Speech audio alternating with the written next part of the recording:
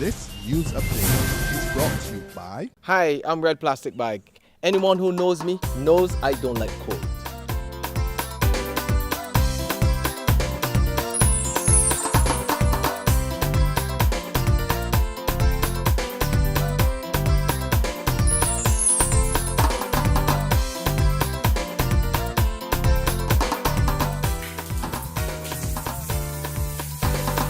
Sunshine reigns in my country. I love it. Get your sun power.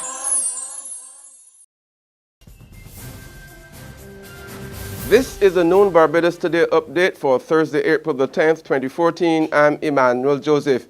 We begin with news on the labor front. Operations in the sugar sector grinds to a halt. Pictures here of striking workers at the island's lone operating sugar factory, Portvale in St. James, who made good on threats to down tools this morning. The Barbados Workers Union is pressing management to return to the bargaining table to settle the outstanding terms under which 57 employees at Andrews Sugar Factory were made redundant last Friday. BWU General Secretary Sir Roy Trotman, who addressed the workers at the compound, says the Barbados Agricultural Management Company made the wrong move when it severed the staff in the middle of negotiations for enhanced severance packages and other related issues. The warning was given. The employers now have an opportunity to respond to the action we are taking. We will not close the door on any response that makes sense. But it was, as we told you before, we gave advance warning to the powers that be, or the powers that were, as early as last Friday. And if the powers that be want to be honest, they will be able to say that at the very senior levels, the Barbados Workers Union threw up its hands and said, come and let us together work to prevent this day from taking place. BAMC's General Manager Leslie Parrish says he will respond in due course. A local clergyman has called for a probe into exorbitant rental rates being charged to non-nationals by some Barbadian landowners for shoddy accommodations. Furthermore, Reverend Dr. David Durant wants those found guilty of taking advantage of foreigners to be locked up and their rental units shut down. Durant says he was recently asked to intervene in a matter involving an 89-year-old woman who said she was paying $600 for 1-8 small cubicles located downstairs the building where the landlord lived and had to share kitchen and bathroom facilities with other families. He was speaking in the Senate yesterday. When she took us to that room, I couldn't believe. All she had in there was a bed. I didn't even step in the room because I just stood on the outside looking. All she had in there, only a bed could hold in there, hardly a chair could hold in there, but yet paying $600. She's 89 years old. I says, I can't leave you in this condition. Thank God I was able to get her into her home.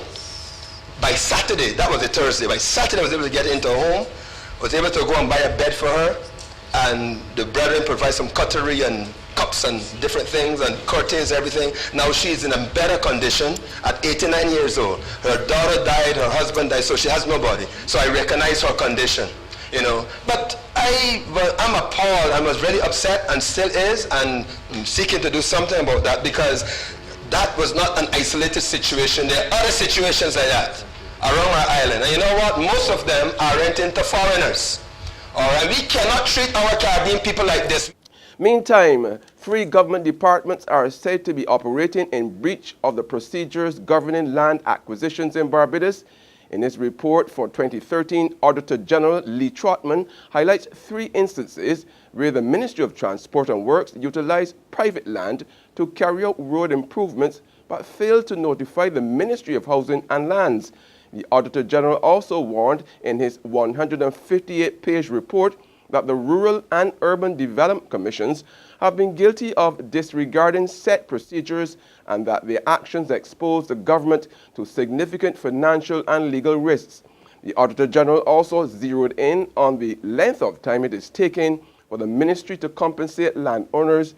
He notes that Over 10 years had passed since the ministry compulsory acquired 4.58 hectares of land at Cottage St. George in March 2003. And yet the ministry has not commenced negotiations with the landowners. In all, government owes landowners compensation on 112 locations as at March 31, 2013, amounting to $157 million in outstanding liabilities. The sports now. Barbados' under-16 netballers will face off against Jamaican rivals in what is likely to be the deciding match of the 14th Jean-Pierre Youth Tournament in Antigua. Both teams are unbeaten, each recording 3 straight wins. The Barbadians have already dismissed Dominica 35-34, following victories over St. Vincent and the Grenadines 30-20 and 36-16 over St. Kitts. Best of luck to our girls. There's regional and international news after this short break. Hi, I'm Red Plastic Bag. Anyone who knows me knows I don't like cold.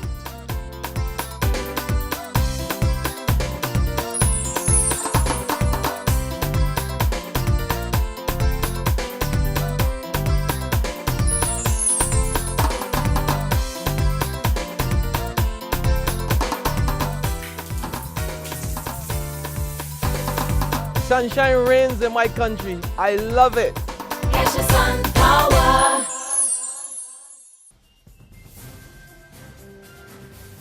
On the regional scene, tributes are flowing in from across the Caribbean following the deaths of 2 leading figures. Former Trinidad and Tobago President A.N.R. Robinson and leading Caribbean academic Professor Norman Gervan both passed away yesterday.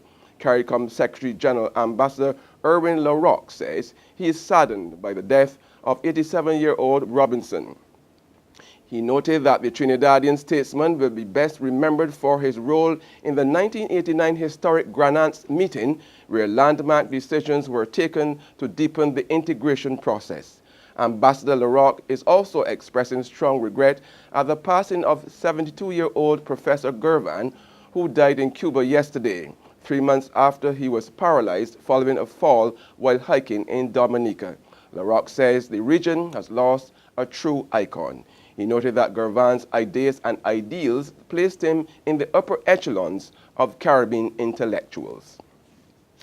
To the international news now. Fears of gas shortages in Europe. Russian President Vladimir Putin has warned European leaders that Ukraine's delays in paying for Russian gas have created a critical situation. Pipelines transiting Ukraine deliver Russian gas to several EU countries, and there are fears that the current tensions could trigger gas shortages. Armed pro-Russian separatists are holed up in official buildings in eastern Ukraine. Meanwhile, a European human rights body has stripped Russia of voting rights. The Parliamentary Assembly of Council of Europe, otherwise known as PACE, which monitors human rights in 47 member states, including Russia and Ukraine, took the action in protest of Russia's annexation of Crimea last month. PACE suspended Russia's voting rights as well as Russian participation in election observer missions. That's been the noon update. Join us again at 6 this evening. Until then, log on to www.barbadostoday.bb, subscribe to our e-paper, and like us on Facebook to get more news and sports. I'm Emmanuel Joseph. This news update is brought to you by Hi, I'm Red Plastic Bag. Anyone who knows me knows I don't like cold.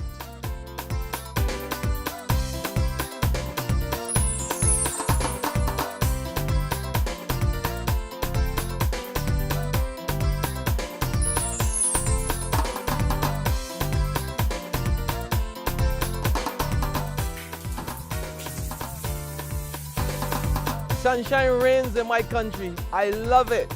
Catch the sun